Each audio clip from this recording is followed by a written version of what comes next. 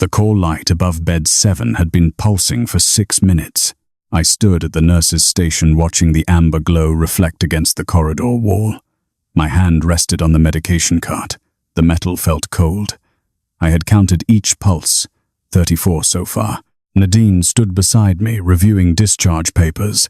She was the night supervisor, 20 years my senior. Her reading glasses sat low on her nose. She had not looked up once. The light pulsed again. 35. Constance Abernathy occupied bed 7, 81 years old, admitted 6 days earlier for pneumonia. Her chart showed stable vitals as of 10 o'clock rounds. It was now midnight. I shifted my weight. The rubber sole of my shoe caught slightly on the tile. Nadine turned a page. I had worked this geriatric floor for 3 years. 6 minutes was unusual. Most patients released the call button after 90 seconds. They either got help or they gave up. I opened my mouth, but Nadine spoke first. She told me to finish the medication inventory. Her tone was even matter-of-fact, the way she might remind me to initial a form. She kept her eyes on the paperwork. I looked back at the amber light. Constance had been quiet all week, polite, the kind of patient who apologized when you adjusted her pillow. Her daughter visited every afternoon with containers of homemade soup that Constance never touched. The visits lasted exactly 90 minutes. I reached for my pen. The call light went dark. Nadine glanced up briefly, then returned to her papers. She made a notation in red ink. The scratch of the ballpoint was the only sound in the hallway. I held the pen above the inventory sheet. My hand stayed frozen. Something was wrong. Not obviously wrong. Nothing I could name in a report. Just a detail that did not fit the pattern. Call lights did not extinguish themselves. Patients either received assistance or they manually released the button. It had to be deliberate, unless someone else had turned it off. I looked down the corridor. The night aide was on break. I had seen him enter the staff room 12 minutes ago with coffee and a paperback novel. Nadine stacked her papers and handed them to me. Her expression remained neutral. She told me the Abernathy woman was flagged. I took the papers.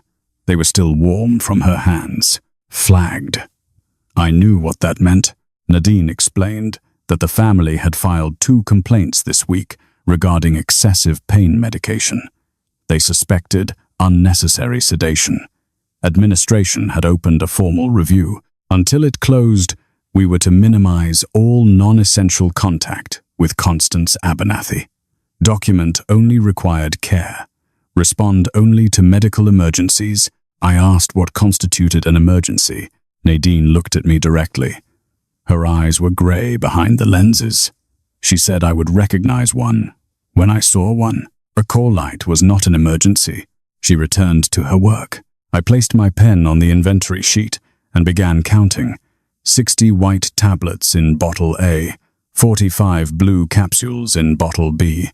My hands moved through the familiar routine. The corridor remained quiet.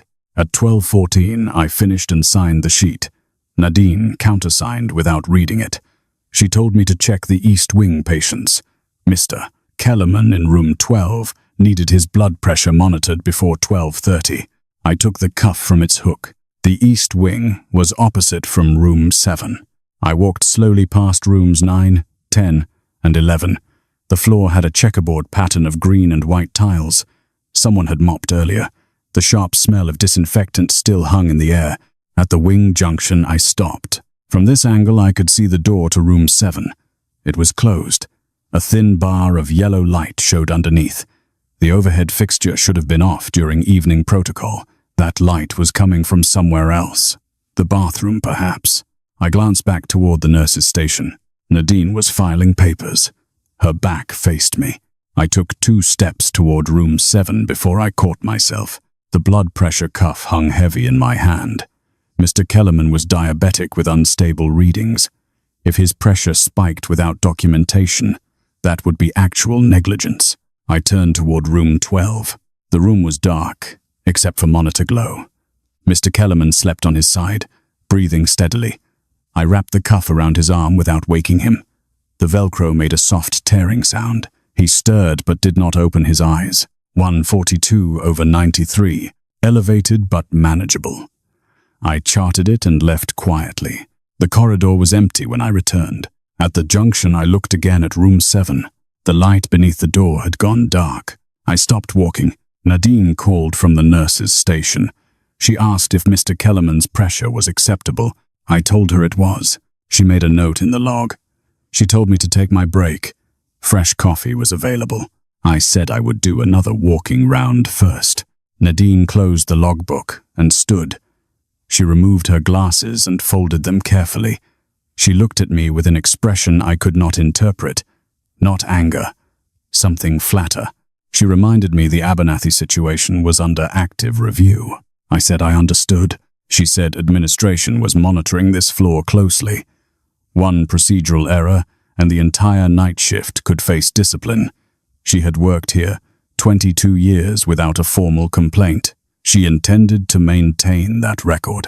I nodded. She told me again to take my break. I walked to the staff room. The night aide glanced up from his book and offered me cold coffee. I declined and sat by the window overlooking the parking lot. 3 cars under yellow lights. Mine was the blue sedan in the far corner. I stayed 11 minutes. When I returned, Nadine was gone. A note was clipped to the closed logbook. She had gone to check supply inventory. She would return in 20 minutes. I stood at the empty nurse's station and listened. The hospital at night had specific sounds. Machine hum, distant voices from other floors, occasional carts rolling past. But this corridor was silent. I looked at room 7. The door remained closed. I picked up a random chart and pretended to read. My eyes would not focus. I was listening for something undefined. At 12:41 I heard it, a sound so faint I nearly missed it. Not a call light, not a voice. Metal on metal, like a bed rail being adjusted. I set down the chart and walked toward room 7. My heartbeat accelerated, not from fear, from the certainty that settles in your chest when you know you are about to cross a line that cannot be uncrossed. I reached the door and placed my hand on the handle. The metal was warm. I pushed the door open slowly. The room was darker than expected. No bathroom light. The only illumination came from behind me, a narrow wedge spilling across the linoleum before dissolving into shadow. Constance Abernathy lay on her back, head turned toward the window. The blanket was pulled to her chin. Her eyes were open. She did not acknowledge my entrance. I stepped inside and let the door close. The wedge of light disappeared. I stood in complete darkness, waiting for my vision to adjust. The room smelled different than during day shift. Not unpleasant, just altered, like old paper mixed with something faintly metallic. The ventilation system hummed inside the wall. Shapes emerged gradually. The bedside table, the visitor chair, the IV stand without tubing. Constance's daughter had demanded its removal 3 days ago, said her mother did not need it. I approached the bed. Constance's eyes tracked my movement. She did not turn her head. Only her eyes followed me through the dimness. I asked if she needed something. My voice came out quieter than intended. I had not meant to whisper. She did not answer immediately. I waited. The silence extended. 5 seconds. 8, 12. Then she spoke. Her voice was thin but clear. She said she had pressed the call button because she needed the bathroom. I glanced toward the bathroom door.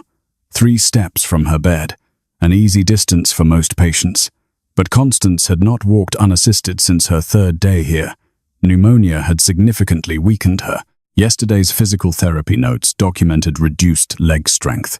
I asked why she turned off the call light. She remained silent. I moved closer, near enough now to see her face more clearly. Her skin had that papery quality common in elderly patients, delicate, almost translucent. But her eyes were sharp, focused. She said she had not turned it off. I looked at the call button clipped to her bed rail. The cord hung loose. No tension, no sign of recent use. I asked if someone else had entered the room. She said no. I reached for the call button and tested it. The amber light activated immediately in the corridor.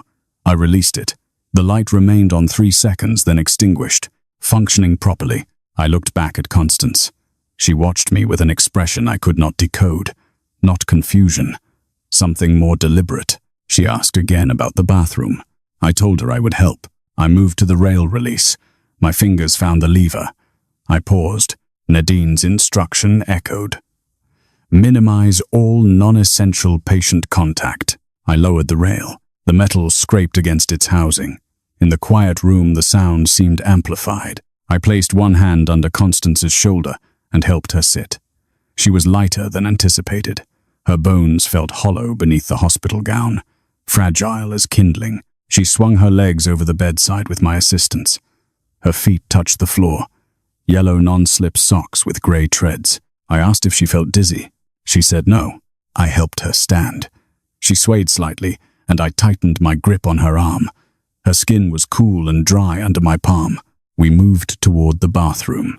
3 steps. On the second step, her right knee buckled momentarily. Not a collapse, just brief weakness. I steadied her, and we continued. At the bathroom door, I reached for the light switch. Constance's hand caught my wrist. The movement was faster than seemed possible for someone her age and condition. Her fingers wrapped around my wrist with surprising firmness. She said to leave the light off. I stopped. Her grip remained steady, not painful, just insistent. I asked why. She did not answer. She only looked at me. And in that moment, standing in the darkness of her hospital room, I saw something in her face that tightened my chest. Fear. Not the general anxiety most patients carried. Something specific, immediate. She released my wrist and entered the bathroom without illumination. The door closed with a soft click. I stood outside listening. Water running, movement sounds, normal bathroom activity. But nothing felt normal. I looked back at the bed, at the call button hanging from its cord, at the bedside table with its scattered items, tissues, a paperback with a cracked spine, a framed photograph facing away from me. I stepped to the table and turned the photograph. It showed Constance with 2 younger women. One was clearly her daughter. The other I did not recognize. They stood in a garden.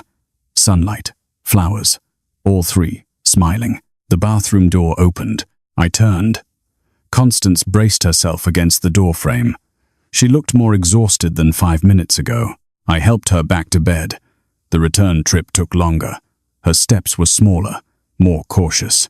When we reached the bedside, she sat heavily. I lifted her legs onto the mattress and adjusted the blanket. She settled against the pillow without speaking. I raised the rail. The mechanism locked with a metallic snap. I asked if she needed anything else. She stared at the ceiling. Her hands rested on the blanket, fingers interlaced. I noticed she was not wearing a wedding ring. Her daughter had probably removed it for safekeeping. She said she was fine. I told her to use the call button if she needed help during the night. No response. I moved toward the door. My hand touched the handle when she spoke again. She asked my name. I turned. She still faced the ceiling, not looking at me. I told her. Petra. She repeated it softly, testing how it sounded. Then she asked how long I had worked here. 3 years. She nodded slowly. She said that was good. Loyalty mattered. I did not know how to respond. She turned her head and looked directly at me. Her eyes were moist, not tears, just the natural moisture of age. But something else resided there, an intensity. She asked if I always did what I was told.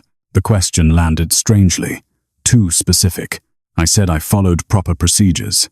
She smiled, small, sad. She said that was good too. Then she closed her eyes. I waited, watching her breathe. Her chest rose and fell steadily. After 30 seconds, I was certain she would not speak again. I left and closed the door behind me. The corridor remained empty. Nadine had not yet returned. I walked to the nurse's station and sat. My legs felt heavy, like I had been standing for hours. I looked at the logbook. Protocol required me to document the bathroom assistance, time, patient condition, observations, standard documentation. I opened the logbook. Nadine's precise handwriting filled the upper portion. I picked up the pen. My hand hovered above the page. If I documented this, Nadine would see it. Administration would see it. Evidence of non-essential contact during an active review. But if I did not document it, and something happened, that would be negligence, lying through omission. I set the pen down. Footsteps approached. Nadine's measured walk. I stood quickly and moved to the medication cart. When she rounded the corner, I was checking inventory. She nodded and sat. She opened the logbook and scanned the page. She looked up. She asked if everything had been quiet. I said yes. She made a notation and returned to her work. At 1:17, the phone rang. Nadine answered. She listened, then said she understood. She hung up. That was the night administrator. An incident on the surgical floor. 2 nurses called in sick. They needed coverage for 3 hours. She looked at me. She said I should go. The night aide could manage this floor. It was slow tonight. I asked about walking rounds. She said he would handle them. I took my notepad. Nadine was already writing. She did not look up as I left. The surgical floor was in another building. I crossed through the main atrium. The walk took 7 minutes. The charge nurse met me at the elevator. Her name was Gretchen. Competent. Direct. She handed me an assignment sheet. 4 post-operative patients, all stable. Monitoring and medication distribution at 2:30. I took the sheet and began rounds. The work was routine. Vitals, IV adjustments, pain assessments, charting. The 3 hours passed in mechanical repetition. At 4:20, I returned to the geriatric ward. The corridor was darker.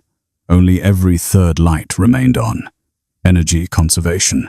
The shadows between lights seemed deeper. I approached the nurse's station. The night aide sat in Nadine's chair with his book open. He said it had been quiet. No incidents. No call lights, except Mr. Kellerman requesting water at 2:45. I asked about room 7. He checked his notes. No activity. Walking rounds at 2 and 4. All patients sleeping. I thanked him, and he returned to the break room. I took his place at the desk. The logbook was still open. Nadine had made several entries during my absence. Standard notations. I looked toward room 7. The door was closed. No light beneath it. I stood and walked toward it without letting myself think why. At the door, I listened. Silence. I placed my hand on the handle. The metal was cool now. I opened the door slowly. Complete darkness. I had closed the door behind me, eliminating all light sources. I stood motionless, letting my eyes adjust. Shapes emerged. The bed, the chair, the window with closed blinds. Constance lay in the same position. Back flat, blanket to chin, eyes closed. I stepped closer. Her breathing was shallow but regular. 16 breaths per minute. Normal for her age. I was about to leave when I noticed. Her hands were no longer on top of the blanket. They were underneath, hidden, and the call button was not clipped to the bed rail. It was on the floor. I bent down and picked up the call button from the floor. The plastic casing was intact. No cracks, no damage. I examined it in the faint ambient light filtering through the window blinds. The cord was still attached to the bed rail mechanism. It had not been torn free. Someone had unclipped it deliberately. I looked at Constance. She had not moved. Her breathing remained steady. I clipped the call button back to the rail and placed it near her right hand, close enough to reach but not touching her. Then I stepped back and waited. She did not stir. I left the room and closed the door quietly behind me. The corridor stretched empty in both directions. The wall clock showed 4:38. Shift change was in 90 minutes. Nadine would return soon from wherever she had gone. I needed to decide what to document and what to leave unwritten. I walked back to the nurse's station and sat down. The logbook lay open. I stared at the blank lines beneath Nadine's last entry. My pen touched the paper. I wrote the time. 4:40 a.m. Then I stopped. The truth was simple. I had entered room 7, found the call button on the floor, returned it to its proper position. Patient remained asleep. No distress observed. But the truth was also incomplete. Why had the call button been on the floor? Had Constance knocked it off accidentally while sleeping? That seemed unlikely given its position on the far side of the rail. Had she thrown it deliberately? If so, why? And why were her hands hidden under the blanket when they had been resting on top of it earlier? I set down the pen without finishing the entry. Footsteps approached from the west corridor. not Nadine's measured pace. These steps were heavier, faster. Dwyer rounded the corner. His face looked pale under the fluorescent lighting. He was not carrying his book or thermos. He said I needed to come look at something. I stood. I asked what was wrong. He hesitated. Then he said, "Room 9. Mr. Branford." Something was off about his breathing. I followed him quickly down the corridor. Room 9 was 3 doors past room 7. The door stood half open. Light spilled into the hallway. Inside, Mr. Branford lay propped at a 45-degree angle. His mouth was open. His breathing came in short, rapid pulls. His skin had taken on a grayish tint. I moved to his bedside and checked his pulse. Fast, thready. I looked at the monitor. Oxygen saturation at 87%. Blood pressure 160/105. I asked Dwyer when he had last checked on Mr. Branford. He said during his 4 a.m. rounds. 38 minutes ago. The patient had been sleeping normally then. I reached for the oxygen mask hanging on the wall mount and fitted it over Mr. Branford's face. I turned the flow to 4 liters. His chest continued its rapid rise and fall. I told Dwyer to page the on-call physician immediately. He left the room at a near run. I stayed with Mr. Branford, monitoring his vitals. His eyes opened briefly, unfocused, confused. He tried to speak, but the oxygen mask muffled his words. I told him to stay calm. Help was coming. His right hand reached up toward the mask. I gently guided it back down. His skin felt hot. Fever. I checked the chart clipped to the foot of his bed. He had been admitted for observation following a mild stroke 3 days earlier. Aspirin therapy, blood pressure medication. No respiratory issues noted. Until now, the oxygen saturation climbed slowly. 89%, 91%. His breathing remained rapid, but the grayish tint began to fade slightly. Dwyer returned. He said the physician was on the way. Estimated arrival in 12 minutes. I nodded and continued monitoring. Mr. Branford's breathing gradually slowed. Not to normal, but less panicked. The oxygen was helping. I glanced at the doorway. From this angle, I could see part of the corridor. Room 7's closed door was visible in my peripheral vision. Dwyer stood beside me, asking if there was anything else he should do. I told him to prepare the crash cart, just in case. He left again. I watched the monitor. Oxygen saturation holding at 93%. Blood pressure beginning to decline. 152/98. Mr. Branford's eyes closed. His hand relaxed against the blanket. 8 minutes passed before the physician arrived. Dr. Reeves. I had worked with him before. Thorough, calm under pressure. He examined Mr. Branford quickly, checking lung sounds and reviewing the monitor readings. He asked me to describe what I had observed. I told him. Rapid breathing, low oxygen saturation, elevated blood pressure, gray skin tone. All symptoms had begun to resolve with supplemental oxygen. He nodded and made notes on the chart. He said it looked like acute pulmonary edema, possibly related to the stroke medications. He would need to adjust the dosage and add a diuretic. He wanted Mr. Branford transferred to the ICU for closer monitoring. He wrote orders and handed them to me. I said I would arrange the transfer. He thanked me and left to call the ICU directly. Dwyer and I prepared Mr. Branford for transport. We gathered his belongings and documentation. Within 20 minutes, the ICU team arrived with a gurney. They transferred him carefully and wheeled him away. The room fell silent. I looked at the wall clock.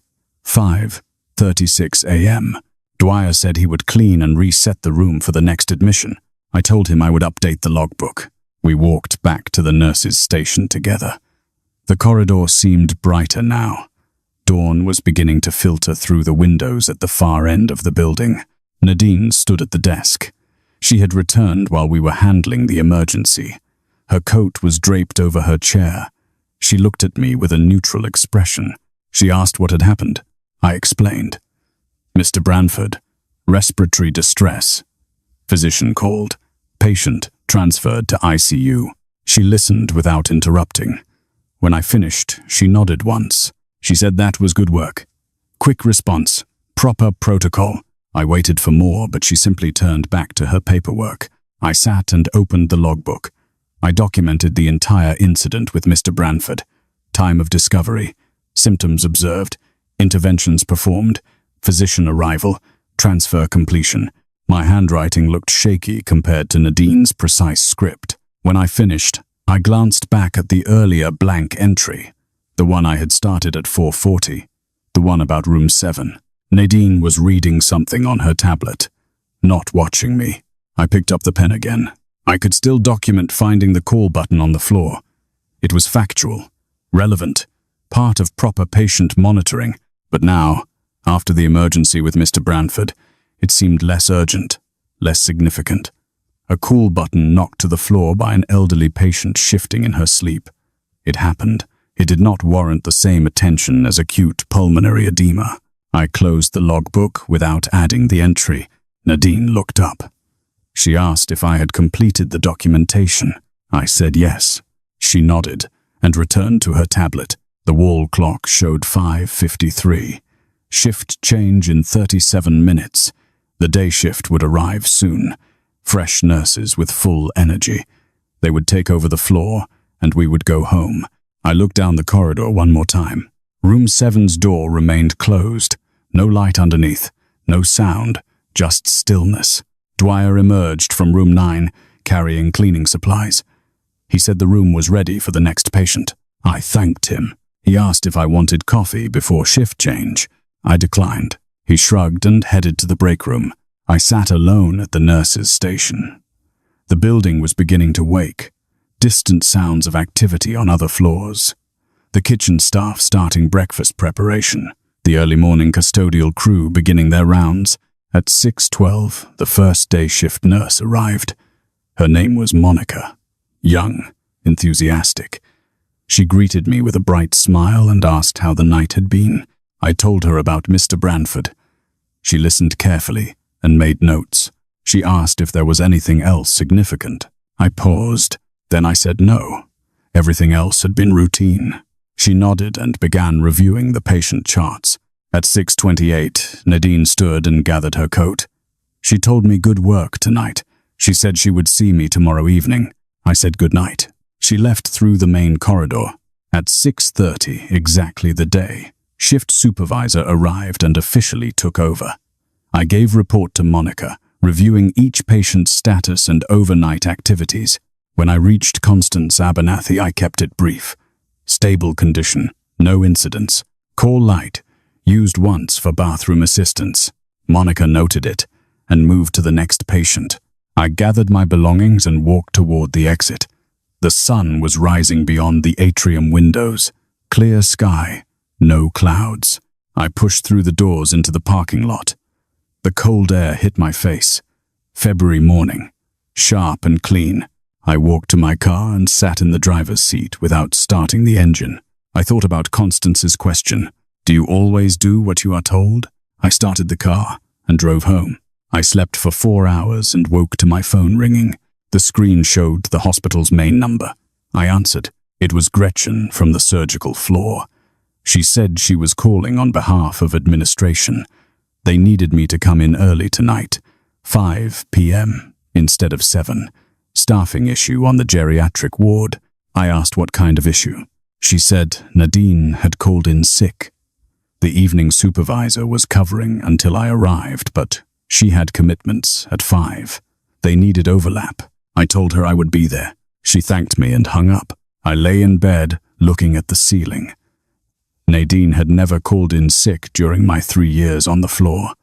Not once. She took pride in perfect attendance. I got up and made coffee. At 4:30, I drove back to the hospital. The parking lot was fuller than usual for this time. Visitor hours. The main entrance had a steady flow of people coming and going. I took the staff entrance and went directly to the geriatric ward. The evening supervisor was a woman named Lillian, older than Nadine. She had worked at the hospital for 30 years, mostly in administration. She rarely worked floor duty anymore. She looked relieved when I arrived. She said it had been quiet so far. All patients stable. No incidents. She handed me the day shift report and the updated charts. I asked if there was any word on when Nadine would return. Lillian said she did not know. Nadine had called at noon, said she was unwell, did not specify what was wrong or when she expected to be back. I thanked her. Lillian gathered her things and left quickly. I reviewed the charts at the nurse's station. Mr. Branford's bed remained empty. Still in ICU, the other patients showed routine status updates, medications administered, meals consumed, vital signs within normal ranges. I reached Constance Abernathy's chart.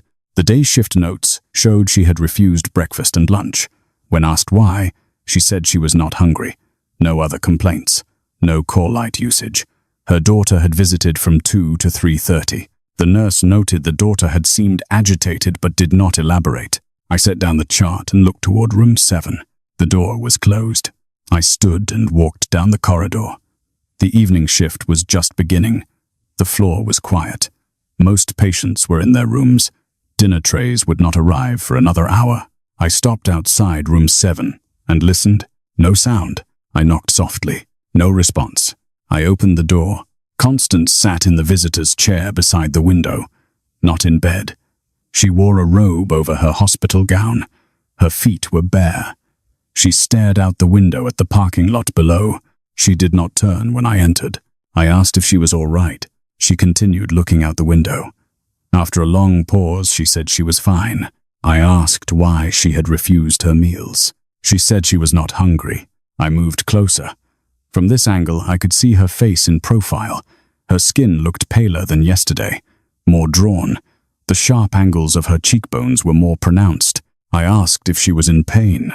She said no. I asked if I could help her back to bed. She turned her head and looked at me directly. Her eyes held that same intensity from the night before. But something else had been added. Something harder. She asked if Nadine was working tonight. The question surprised me. I asked how she knew Nadine's name. She smiled slightly. She said she had heard us talking in the corridor. Last night, through the door. I told her Nadine had called in sick. Constance nodded slowly. She said that was interesting. I asked why. She did not answer. She turned back to the window.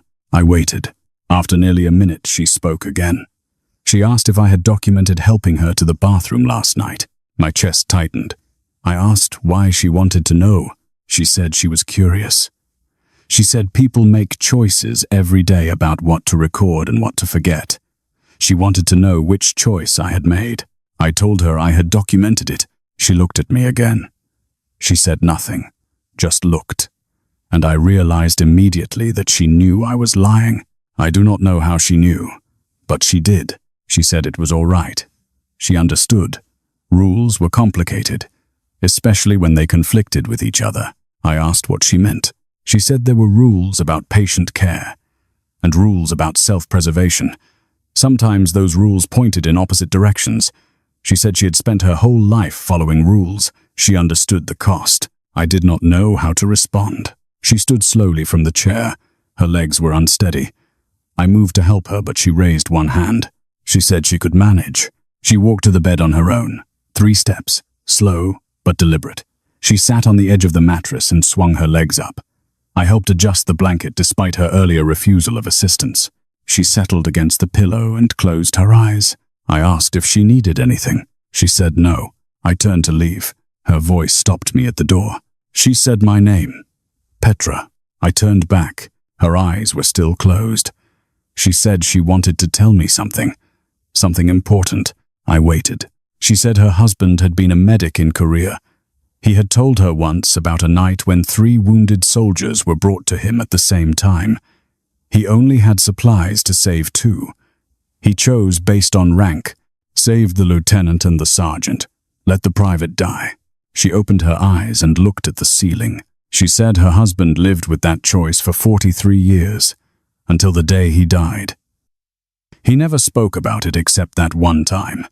But she knew it haunted him. The mathematics of it, the cold logic, following the rules meant someone died who did not have to die. I stood frozen at the door.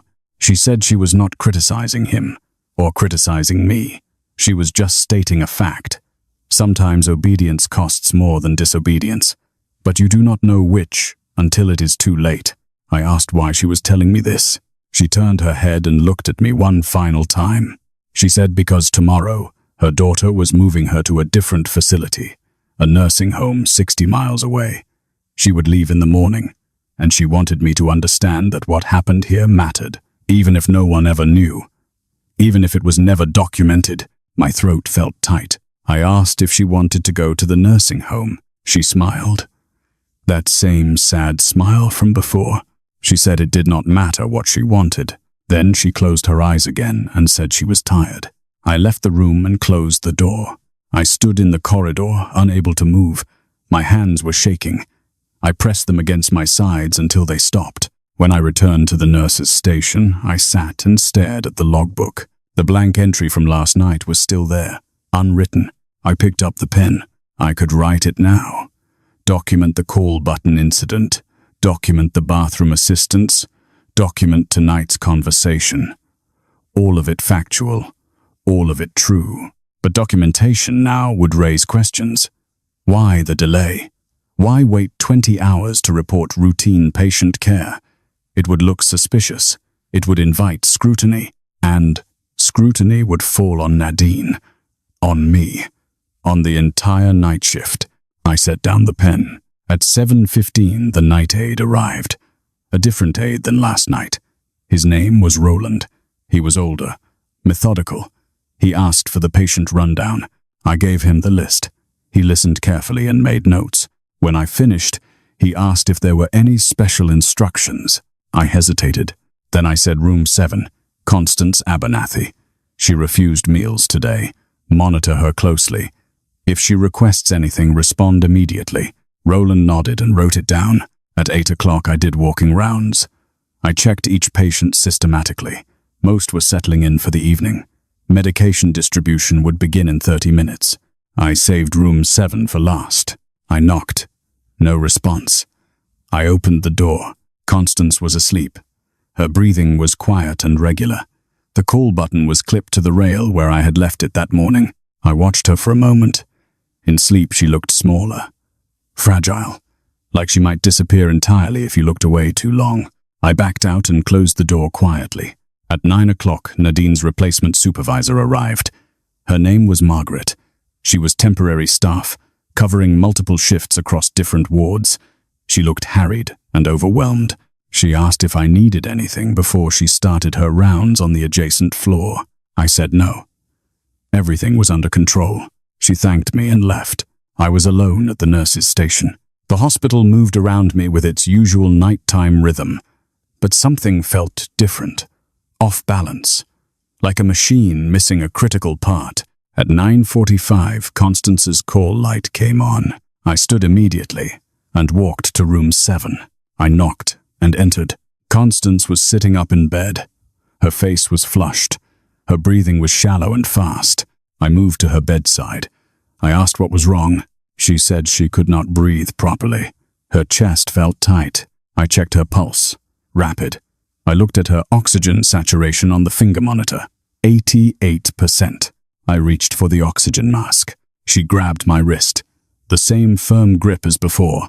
She said no oxygen. No intervention. She just wanted me to sit with her. I told her she needed supplemental oxygen. Her saturation was too low. She tightened her grip. She said she did not want it. She wanted to talk to me instead. I looked at her face. The fear was back, but underneath it was something else. Determination. I asked what she wanted to talk about. She released my wrist. She said she wanted to tell me the truth. I pulled the visitor's chair close to the bed and sat down. Constance's breathing remained shallow. I watched the monitor. Her oxygen saturation held at 88%. Low, but not critical. Not yet. I told her I was listening. She looked at me for a long moment. Then she began speaking. Her voice was quiet, but steady. She said her daughter had been giving her pills that were not prescribed.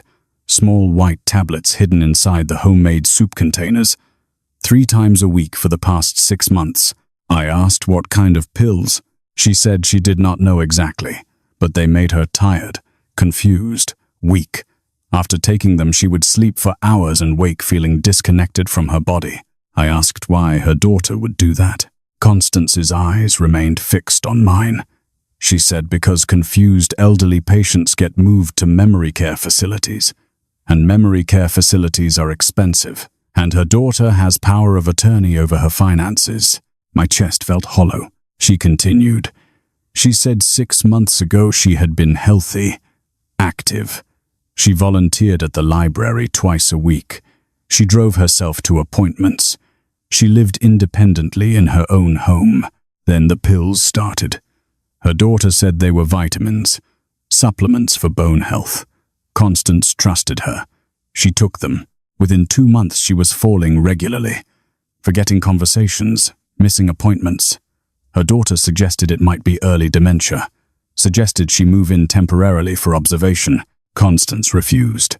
2 weeks later, she developed pneumonia, real pneumonia, bad enough to require hospitalization. Her daughter brought her here, and once she was admitted, the complaints started. Too much pain medication, over-sedation, unnecessary interventions. I understood immediately. The complaints created a paper trail, evidence of declining mental state, confusion, inability to advocate for herself. I asked if she had told anyone. She said she tried. She told a day shift nurse 3 days ago. The nurse smiled and patted her hand, told her not to worry, said confusion was common with pneumonia, promised to mention it to the doctor. Nothing happened. She tried to tell the doctor during rounds. Her daughter was in the room. Every time Constance started to speak, her daughter interrupted, corrected her, explained gently that her mother was getting confused, having memory issues. The doctor looked at her daughter, not at Constance. I felt my hands grip the armrests. Constance said last night when I helped her to the bathroom, she had wanted to tell me then. But she was afraid. She did not know if I would believe her. She did not know if I would help, or if I would think she was confused like everyone else. So she tested me instead. She asked if I always did what I was told. She wanted to see how I would answer. I asked what happened to the call button. She said she threw it on the floor herself. After I left, she wanted to see if I would document it, if I would notice, if I cared enough to wonder why. When I did not document it, she knew. I asked what she knew. She said she knew I was afraid. Just like she was afraid. Both of us trying to survive in a system that punished honesty more than it rewarded it. The monitor beeped. Her oxygen saturation had dropped to 86%. I stood and reached for the oxygen mask again. She said, "Please, no oxygen yet." She needed me to hear the rest. I sat back down. My leg bounced involuntarily. I pressed my hand against my knee to stop it. She said this morning her daughter came during visiting hours, brought the soup as always. But this time, Constance refused to eat it, said she was not hungry. Her daughter insisted. Became agitated when Constance continued refusing. The day shift nurse noticed the tension, asked if everything was all right. Her daughter smiled and said her mother was being difficult lately, not eating, not cooperating with care. She was worried. She thought maybe it was time to consider long-term memory care. The nurse suggested a nursing home consultation might be helpful. Her daughter agreed immediately, made calls right there in the room, found a facility with an opening, arranged transport for tomorrow morning. Constance said by tomorrow afternoon she would be 60 miles away in a locked memory care unit, and her daughter would have full access to her home, her savings, her life. The monitor beeped again. 84%. I asked why she was refusing oxygen now. She looked at me with complete clarity. She said because if I called the doctor for respiratory distress, they would sedate her. They would assume it was pneumonia complications. They would document it as further evidence of decline. And tomorrow she would be transferred anyway. But now with additional medical justification, she said the only way to prove she was not confused was to stay conscious, to stay clear, to tell someone who might actually listen. She said that someone was me. The oxygen saturation hit 82%. I told her she was risking serious harm. Brain damage, cardiac arrest. She said she knew. But being shipped to memory care while fully aware was also serious harm. just slower. I stood and paced to the window. My reflection stared back at me in the dark glass. Behind me, I could see Constance in the bed, waiting. I had two choices. I could call the doctor, document respiratory distress, follow proper medical protocol. Constance would receive treatment. She would survive the night, and tomorrow she would be transferred to the nursing home as planned. Her daughter would have what she wanted. Constance's accusations would be dismissed as confusion, paranoia, delusions, or I could believe her, but believing her meant acting, and acting meant breaking every rule I had been told to follow. It meant documenting a patient's allegations of abuse. It meant triggering an investigation. It meant going against family wishes, against administration's directive to minimize contact, against Nadine's explicit orders. It meant choosing Constance over my job, over my safety, over the careful obedience that had kept me employed and invisible for 3 years. The monitor alarm sounded. Oxygen saturation at 80%. I turned from the window. I looked at Constance. Her skin had taken on that grayish tint. Her lips showed a faint blue tinge, but her eyes remained focused, alert. She asked me what I was going to do. I walked to the bedside. I picked up the oxygen mask. She tensed. I placed it over her face and turned the flow to 6 liters. She tried to push it away, but I held it gently in place. I told her to breathe. She looked at me with something close to betrayal. I said I believed her, every word, and I was going to help her, but I could not help her if she died of hypoxia in the next 10 minutes. Her hand slowly dropped away from the mask. I watched the monitor. The oxygen saturation began climbing. 82, 85, 88. When it reached 92, I stepped back. I told her I was going to document everything she told me. I was going to call social services. I was going to request a psychiatric evaluation. Not to prove she was confused, to prove she was not. I told her it was going to be ugly. Her daughter would fight back. There would be lawyers, investigations. Her transfer tomorrow would be delayed, but she would likely remain hospitalized during the investigation. I told her I would probably be disciplined, possibly fired. Nadine had made the rules clear. I had ignored them, but I told her none of that mattered, because the cost of staying silent was higher than the cost of speaking. She reached up and moved the oxygen mask aside, just enough to speak. Her voice was muffled but clear. She said, "Thank you." I adjusted the mask back into place and told her not to talk. Just breathe. I left the room and walked to the nurse's station. My hands were steady now. My mind was clear. I sat down and opened the logbook. I picked up the pen. I began writing. I documented everything. The call button on the floor, the bathroom assistants I had not reported, tonight's conversation, Constance's allegations, her symptoms, her clarity of mind, her refusal of oxygen and the reason why. I wrote for 11 minutes without stopping. When I finished, I picked up the phone and called the social services emergency line. A woman answered on the 3rd ring. I identified myself and my location. I said I needed to report suspected elder abuse. The woman asked me to describe the situation. I did. The woman listened. She asked questions. I answered each one directly. She said she would dispatch an investigator immediately. They would arrive within 2 hours. She asked me to ensure the patient remained safe until then. I said I would. She told me I had done the right thing. I hung up. The corridor was silent. The hospital continued its nighttime routine around me, unaware that anything had changed. But everything had changed. I had chosen, and there was no going back. The social services investigator arrived at 11:43. Her name was Bryn Caldwell.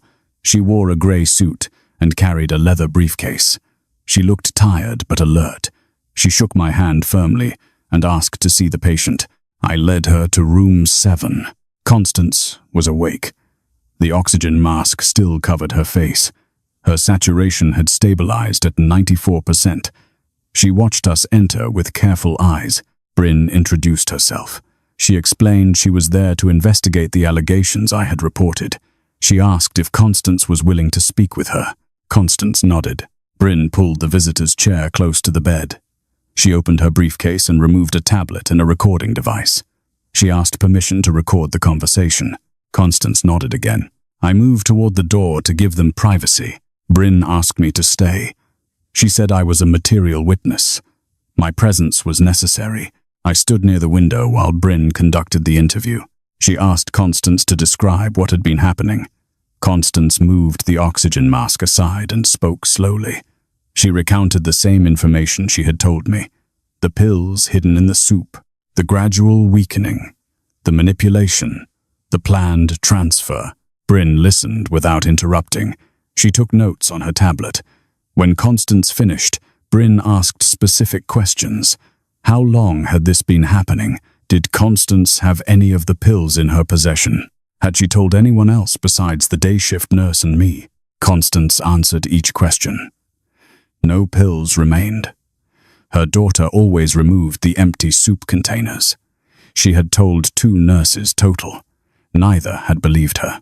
Bryn asked about Constance's medical history. Any previous diagnosis of dementia or cognitive decline? Constance said no. She had been evaluated 6 months ago during her annual checkup. No issues noted. Bryn made more notes. Then she asked about Constance's daughter, her name, her address, her relationship with Constance prior to 6 months ago. Constance provided the information. She said their relationship had always been distant but cordial. Her daughter had never shown particular interest in her mother's finances until recently. Bryn asked what had changed recently. Constance hesitated. Then she said her daughter had gotten divorced 8 months ago. The settlement had not been favorable. She had lost the house. She was living in a rental with significant debt. Bryn nodded slowly. She asked a few more questions about the power of attorney arrangement. When it had been signed. Under what circumstances? Constance said she had signed it 3 years ago. Standard planning. She had been healthy then.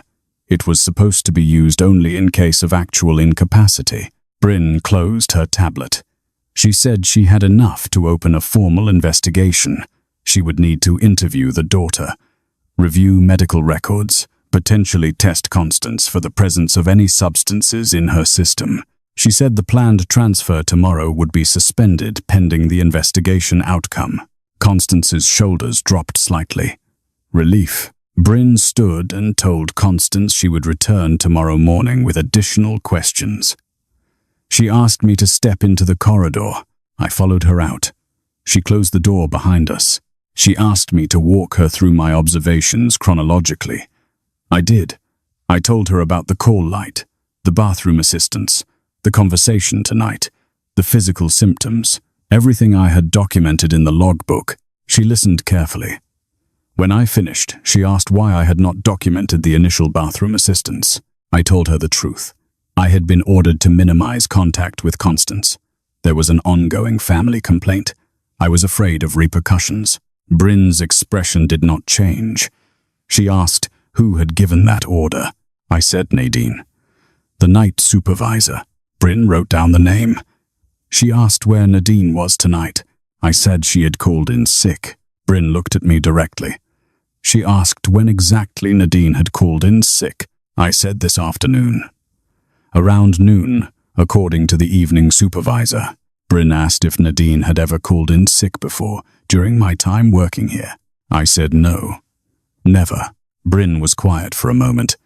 Then she asked if I knew how to reach Nadine. I said I had her phone number in the staff directory. Bryn asked me to try calling her now. We walked back to the nurse's station. I pulled up the directory on the computer and dialed Nadine's number. It rang 6 times, then went to voicemail. A generic automated message. I hung up and told Bryn. Bryn asked if that was unusual. I said yes. Nadine always answered her phone. She was meticulous about communication. Bryn made another note. She asked for Nadine's home address. I hesitated. Bryn said it was part of the investigation. Staff behavior during the period in question was relevant. I gave her the address from the directory. Bryn thanked me. She said she would follow up. She asked me to continue monitoring Constance and to call her immediately if the daughter attempted to visit before morning. I said I would. Bryn left through the main corridor. I sat at the nurse's station and stared at the logbook. My documentation was there in blue ink, permanent, undeniable. Roland appeared from the east wing. He asked if everything was all right. He had seen the investigator. I told him there was a situation. An investigation. He did not need to worry about it. He nodded, uncertainly, and returned to his rounds. At 12:30, my phone vibrated. A text message from an unknown number. It said, "This is Bryn Caldwell. I visited Nadine's residence. She was not there. Her neighbor said she left early this morning with luggage. Did not say where she was going. Please call me immediately if you hear from her." I stared at the message. Nadine had left, with luggage. The same day I reported the abuse allegations, I thought back to the past few weeks. Had there been signs? Had Nadine seemed different, anxious, distracted? I could not remember anything obvious. She had been her usual self, precise, controlled, demanding adherence to protocol. Then I remembered something. 3 weeks ago, late on a Thursday night, I had returned from the break room and found Nadine standing outside room 7, just standing there, looking at the closed door. I had asked if something was wrong. She had startled slightly, said no. She was just checking on a patient, but she had not gone inside. She had just stood there, watching the door. At the time, I had thought nothing of it. Supervisors checked on patients. It was normal, but now the memory felt different, heavy with meaning I had missed. I texted Bryn back. I told her about that night 3 weeks ago. She responded immediately. What date exactly? I checked my phone calendar. I told her.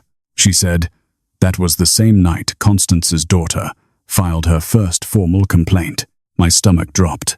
Bryn's next message came quickly. I need you to check something. Review the medication logs for Constance Abernathy going back 6 weeks. Look for any irregularities, anything that does not match standard protocol. Can you do that? I said yes. I pulled Constance's complete file from the digital records. I opened the medication log and began scrolling backward. The entries were detailed. Every medication, every dosage, every time, every nurse who administered it. I went back 1 week, 2 weeks, 3 weeks. Then I saw it. 4 weeks ago. A notation for administration of lorazepam, a sedative, ordered by Dr. Reeves for anxiety, but there was no corresponding order in the physician's notes. No documentation of why it had been prescribed. No record of Constance requesting it. I scrolled further. 5 weeks ago. Another lorazepam entry. Same situation. No physician's order. 6 weeks ago. The same. All 3 entries had been signed by the same nurse. Nadine. My hands started shaking. I texted Bryn. Found unauthorized sedative administration. 3 instances. 6 weeks ago through 4 weeks ago. All signed by the night supervisor. Bryn called me immediately. She asked me to describe exactly what I found. I did. She was quiet for a moment. Then she said this changed everything. She explained. Constance's daughter had not been acting alone. She had help. Someone with medical access. Someone who could administer medications without raising suspicion. Someone who could create a documented pattern of confusion and sedation that would support a memory care transfer. Nadine. Bryn asked if I knew the nature of Nadine's relationship with Constance's daughter. I said I did not. Bryn said she would find out. She asked me to secure the medication logs, make copies, do not let anyone modify or delete them. I said I would. She said she was contacting the police. This was no longer just elder abuse. It was conspiracy, fraud, potentially assault. She hung up. I sat in the empty nurse's station with my phone in my hand. Nadine had been involved from the beginning. She had been drugging Constance, creating the paper trail, and when I had been ordered to minimize contact with Constance, it was not to protect the hospital from complaints. It was to keep me away, to keep anyone from noticing what was happening, and I had obeyed. For 6 weeks I had followed Nadine's orders without question. I had trusted her experience, her authority, her 22 years of perfect attendance.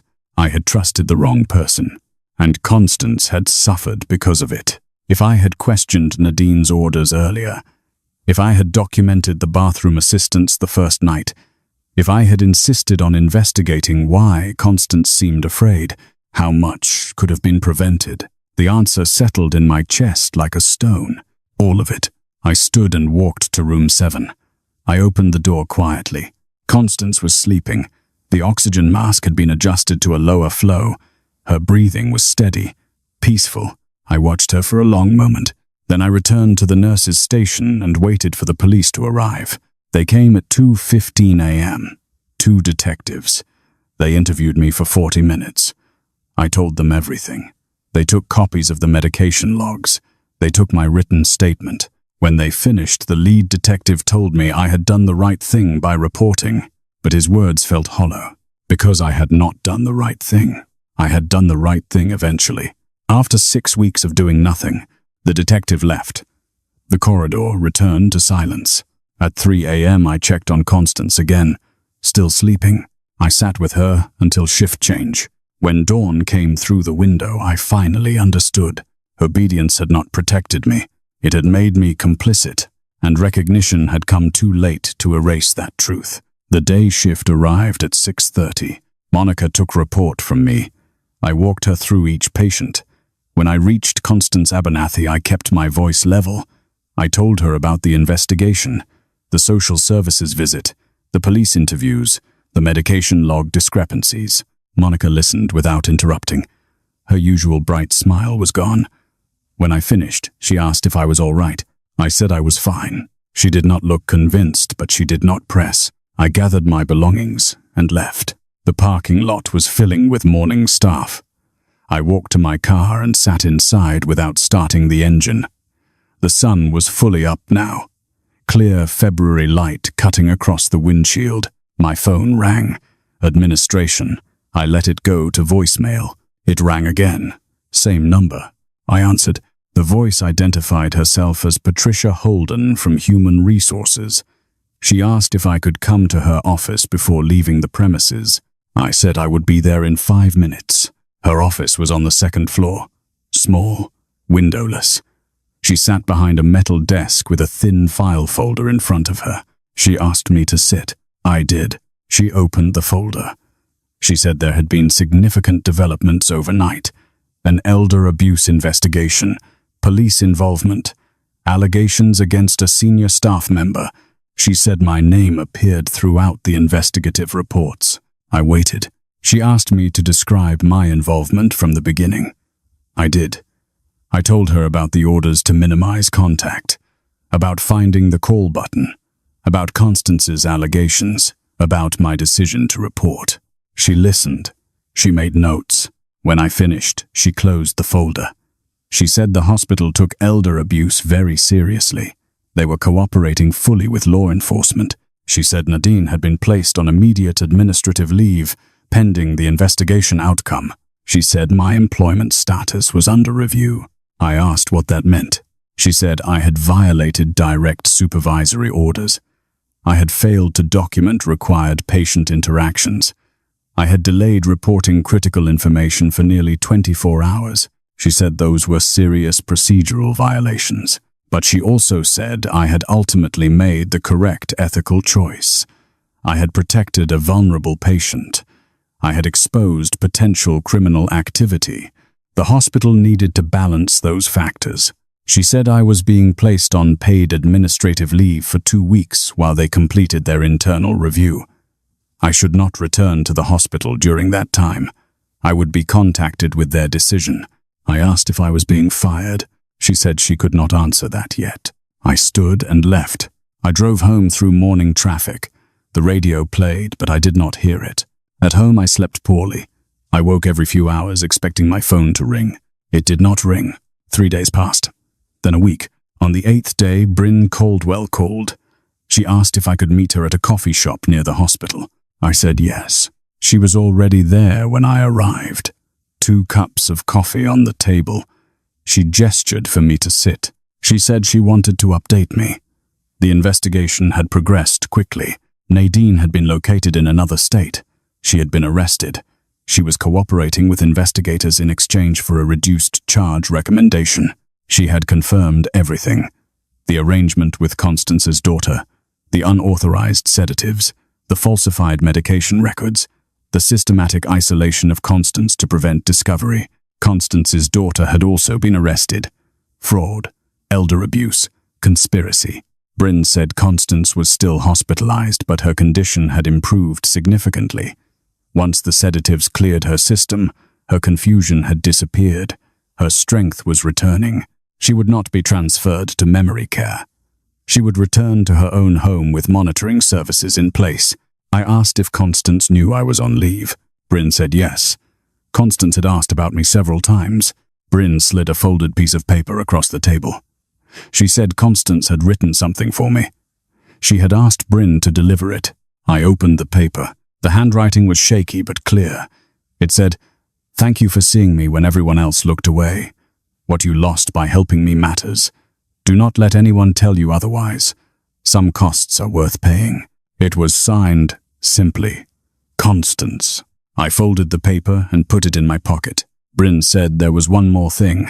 The hospital had completed their internal review. They wanted to meet with me tomorrow, 2 p.m. She suggested I attend. I said I would. The next day, I drove to the hospital. Patricia Holden met me in the same small office. This time another person was present, the hospital's chief nursing officer. They asked me to sit. The chief nursing officer spoke first. She said the investigation had revealed systemic failures, inadequate oversight, insufficient protections for both patients and staff who reported concerns. She said they were implementing new protocols, mandatory training, anonymous reporting mechanisms, regular audits. She said they recognized that I had been placed in an impossible position, following orders that should never have been given, facing retaliation for doing what was right. She said my employment was being reinstated effective immediately, with a formal apology and a request that I consider joining their new patient advocacy committee. I asked if I had a choice. She said, of course. I could return to floor nursing, or I could resign, or I could help them build something better. I asked for time to think. She said I could have 2 weeks. I left and drove home. I thought about Constance's note, about what she had said. Some costs are worth paying. I thought about Nadine. 22 years of perfect attendance, of following rules, of protecting herself, and in the end she had lost everything anyway. I thought about the mathematics of it, the cold logic that Constance's husband had carried for 43 years, choosing who lives, choosing who suffers, based on rank, based on convenience, based on what protects you most. I realized I had been doing the same calculation for 3 years, protecting my job over protecting my patients, following orders over following conscience, until one night, when an 81-year-old woman refused to stay silent and forced me to choose. 2 weeks later, I called the chief nursing officer. I said I would return. I would join the committee. I would try to build something better.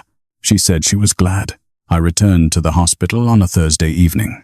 Monica greeted me warmly. Roland nodded from across the corridor. The floor looked the same but felt different. Constance's room was empty. She had been discharged 5 days earlier. I stood in the doorway for a moment. The bed was made with fresh linens, waiting for the next patient.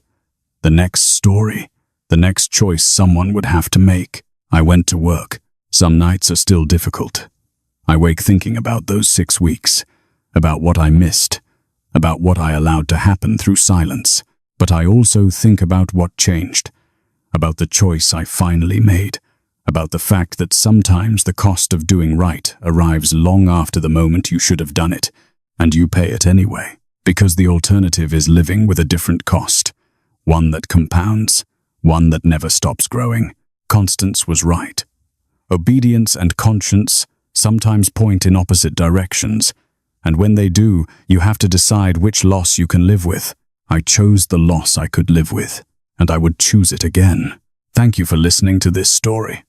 If it made you think about the choices you face in your own life, about the moments when rules and conscience diverge, then maybe it mattered. Maybe we all carry calculations we have not examined closely enough. Maybe we all have someone waiting for us to see them when everyone else looks away. If you found something valuable here, I would appreciate if you would share this with someone who might need to hear it.